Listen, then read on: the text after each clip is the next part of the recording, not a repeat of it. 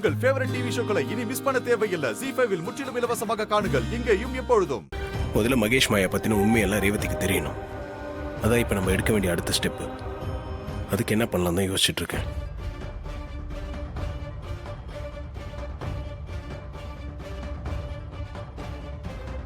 நாலஞ்சு நாளைக்கு முன்னாடி மாயான்னு ஒரு பேஷண்ட் தலைவலின்னு சொல்லி மல்லிகா டாக்டரை பார்க்க வந்தாங்கல்ல, அவங்களுக்கு உண்மையாவே தலைவலி தானா இல்ல வேற எதனா ட்ரீட்மெண்ட்டுக்கு வந்தாங்களான்னு செக் பண்ணி சொல்ல முடியுமா?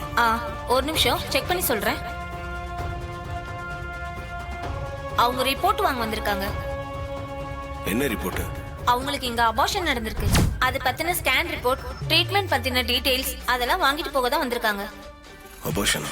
ஆமா சார். அபார்ஷன் பண்றப்ப இருந்த நர்ஸ் நான் இல்ல சார். அவங்க கல்யாண விஷயமா சிவகங்கை போயிருக்காங்க.